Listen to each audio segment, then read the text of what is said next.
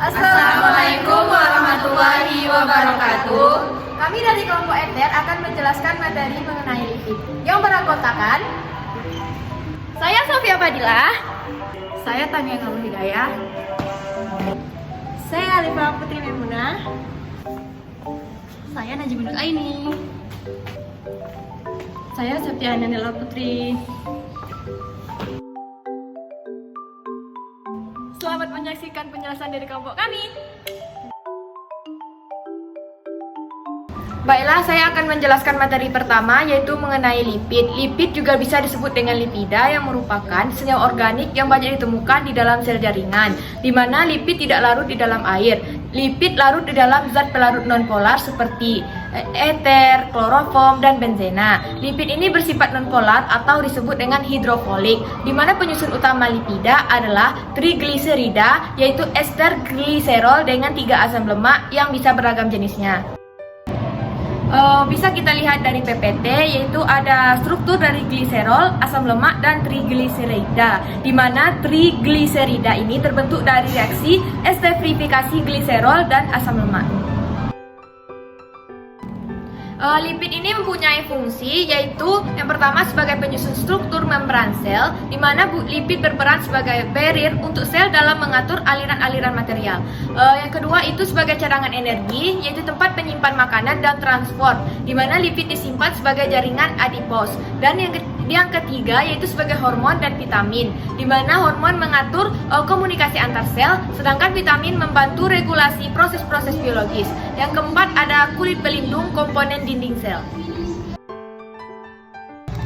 Selanjutnya ada lemak dan minyak, di mana lemak dan minyak ini merupakan senyawa trigliserida atau triasil gliserol, di mana triester dari gliserol. Minyak dan lemak ini memiliki perbedaan, di mana lemak ini berasal dari hewan, sedangkan minyak berasal dari tumbuhan. Asam lemak itu bersifat jenuh, sedangkan asam lemak dari minyak itu bersifat tidak jenuh. Esensial lemak yaitu non-esensial, sedangkan minyak yaitu esensial. Wujud kamar pada lemak yaitu berwujud padat, sedangkan minyak berwujud cair. Titik didih dari lemak yaitu lebih tinggi dibandingkan titik didih minyak yang lebih rendah. Adapun contoh dari minyak yaitu minyak kelapa dan minyak zaitun, sedangkan contoh dari lemak yaitu mentega, keju, dan susu. Selanjutnya ada gliserol, di mana gliserol dan asam lemak ini merupakan komponen utama penyusun lemak dan minyak. Yang pertama itu gliserol, yaitu disebut juga dengan gliserin, merupakan senyawa organik polar yang terdiri atas 3 atom karbon yang mengikat 3 gugus hidroksil atau OH. Ketiga gugus karboksil ini bersifat reaktif dan dapat diesterifikasi oleh asam lemak. Dari ikatan dengan asam lemak yang beragam jenisnya, dapat dihasilkan juga jenis asam lemak yang beragam. Di mana dijelaskan tadi, gliserol dan asam lemak ini merupakan komponen utama dalam penyusunan lemak dan minyak. Dapat dilihat dari PPT, itu merupakan struktur dari gliserol yang mengikat 3 atom OH. Baiklah, saya akan mencoba menjelaskan tentang asam lemak. Asam lemak atau asam karboksilat adalah senyawa organik polar yang mengandung 2 hingga 24 atom karbon. Dengan gugus fungsional utamanya adalah gugus karboksil atau COOH. Jumlah atom C pada asam lemak umumnya genap, yaitu 2, 4, 6, 8, 10, 12, 14, 16, dan seterusnya. Asam lemak terpendek adalah asam asetat yang memiliki 2 atom karbon. Dan yang terpanjang itu adalah asam tetrakosonoat, yaitu mempunyai 24 atom karbon. Pada bahan pangan, asam lemak yang umumnya terdapat kisaran antara C12 dan C22. Asam lemak dibedakan berdasarkan tingkat kejenuhannya. Itu terbagi atas 2, yaitu asam lemak jenuh dan asam lemak tak jenuh.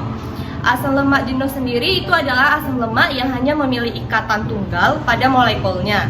Tata nama UPEC asam lemak jenuh ini didasarkan pada jumlah atom karbon yang terikat dengan membran akhiran OAT. Penggunaan akhiran OAT pada hidrokarbon sesuai dengan jumlah atom karbon yang terikat pada rantai asam lemak. Contoh penulisan asam lemak jenuh ini seperti yang pertama tuh 6 atom karbon itu bisa dituliskan menjadi asam heksanoat. 8 atom karbon itu juga bisa dituliskan menjadi asam dekanoat, dan 12 atom karbon itu bisa juga disebut dengan asam dodekanoat. Contoh-contoh dari asam lemak jenuh ini diantaranya seperti yang pertama tuh ada asam asetat. Di asam asetat ini dia mempunyai 2 atom C dengan nama sistematiknya itu adalah etanoat dengan strukturnya CH3COOH. Yang kedua itu ada butirat, dia memiliki 4 atom C dengan namanya itu butanoat dengan gugus fungsinya itu CH3CH2 2 kali COOH. Yang ketiga itu ada valerat. Valerat ini dia mempunyai 5 atom C. Itu namanya pentanoat dengan rumus strukturnya itu CH3CH2 3 kali COOH. Yang keempat adalah kaproat. Itu dia mempunyai 6 atom C dengan nama lain heksanoat. Itu gugusnya CH3CH2 4 kali COOH. Yang kelima itu ada enantat yang memiliki 7 atom C. Itu bisa disebut juga dengan heptanoat, memiliki gugus fungsi CH3CH2 5 kali COOH. Dan untuk contoh-contoh lainnya bisa dilihat di dalam PPT. Yang kedua itu adalah asam lemak tak jenuh. Asam lemak tak jenuh sendiri itu adalah asam yang memiliki 1 atau lebih ikatan rangkap pada strukturnya. Contoh dari asam lemak tak jenuh ini yaitu asam oleat yang memiliki gugus fungsinya C17H33COOH, asam indeat itu C17H33COOH, asam linolenat itu C17H29COOH. Ada beberapa contoh asam lemak jenuh dan asam lemak tak jenuh yang bisa kalian lihat di dalam PPT. Untuk yang pertama itu adalah contoh asam lemak jenuh, karena dia hanya memiliki 1 ikatan tunggal pada molekulnya. Untuk yang kedua dan yang ketiga itu dia termasuk ke dalam asam lemak tak jenuh. Yang pertama tuh untuk asam lemak tak jenuh itu terbagi 2, ada yang cis dan ada yang trans. Untuk cis itu kenapa bisa dibilang cis? Karena dia memiliki konfigurasi bahwa 2 atom hidrogen yang berdekatan dengan ikatan rangkap berada pada sisi yang sama dari rantai. Sedangkan yang trans itu kebalikan dari cis, yang berarti bahwa bahwa 2 atom hidrogen yang berdekatan berada pada sisi yang berseberangan dari rantai. Alhasil dia tidak banyak menyebabkan pembengkokan rantai dan trans ini mirip dengan asam lemak jenuh. Baiklah, saya akan menjelaskan materi selanjutnya yaitu tata nama trigliserida. Apabila lemak mengikat asam lemak yang sama, maka pemberian nama senyawa lemak sebagai berikut, yaitu gliserol ditambah tri ditambah asam lemak atau gliserol tri ditambah asam lemak, yaitu CH2CCO mengikat CH2 16 kali CH3, terus CH2 itu mengikat lagi CHO, CO mengikat CH2 16 kali CH3, dan CHO itu mengikat CH2 lagi, yaitu CH2CCO CH2 16 kali CH3 atau bisa disebut sebagai asam stearat. Atau penamaannya itu yaitu jadinya tristearin atau gliseril tristearat. Apabila lemak mengikat asam lemak yang berbeda, maka pemberian nama senyawa lemak sebagai berikut: gliserol ditambah asam lemak menurut letaknya. CH2OCO CH2 14 kali CH3 mengikat CHOCO CH2 16 kali CH3 mengikat CH2OCO CH2 7 kali CH rangkap 2 CH2 7 kali CH3 dengan penamaan yaitu gliserol palmitostearot oleat. Baiklah, materi selanjutnya reaksi lipid, reaksi hidrolisis. Hidrolisis lipid akan menghasilkan gliserol dan asam lemak penyusunnya, yaitu CH2OCO mengikat R, habis itu CH2 mengikat CH, OCOR2, CH akan mengikat CH2, OCOR1 atau bisa disebut dengan trigliserida, dan akan bereaksi dengan 3H2O menghasilkan CH2OH, CHOH dan CH2OH atau bisa disebut sebagai gliserol, dan akan menghasilkan R1COOH, R2COOH dan R3COOH atau asam lemak. Contoh reaksi hidrolisis yaitu hidrolisis gliseril tristearat atau tristearin akan menghasilkan gliserol dan 3 molekul asam stearat, yaitu CH2OCO C17H35 akan mengikat CHOCO C17H35 dan CH akan mengikat CH2OCO C17H35 atau bisa disebut sebagai gliseril tristearat dan akan bereaksi dengan 3H2O dan akan menghasilkan CH2OH, CHOH dan CH2OH dan 3C17H35COOH.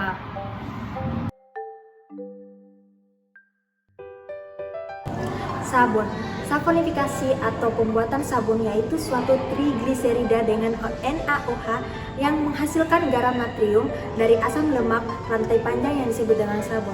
Bisa dilihat dengan reaksi gliserid tripalmitat dengan 3NaOH, kemudian menghasilkan reaksi Na-palmitat atau sabun dan gliserol.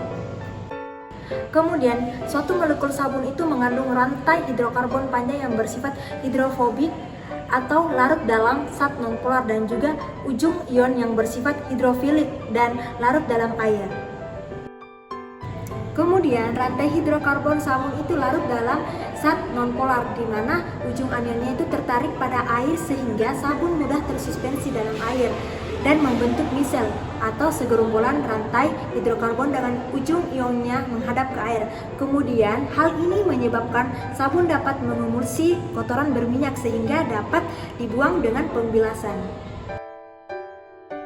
Baiklah, saya akan melanjutkan materi mengenai deterjen. Deterjen adalah garam natrium dari asam sulfonat seperti natrium alkil sulfat dan natrium alkil benzen sulfonat. Sabun dan deterjen memiliki gugus fungsi yang berbeda. Sabun memiliki gugus fungsi ion karboksilat atau COO-, sedangkan deterjen memiliki gugus fungsi ion sulfonat atau SO3- atau ion sulfat O berikatan dengan SO3-. Terdapat di dalam PPT, alkil benzen ditambah dengan asam sulfat bereaksi dengan alkilasi menghasilkan asam alkil benzen sulfonat. Di dalam PPT juga terdapat mekanisme reaksi pembuatan deterjen seperti yang kita lihat pada layar.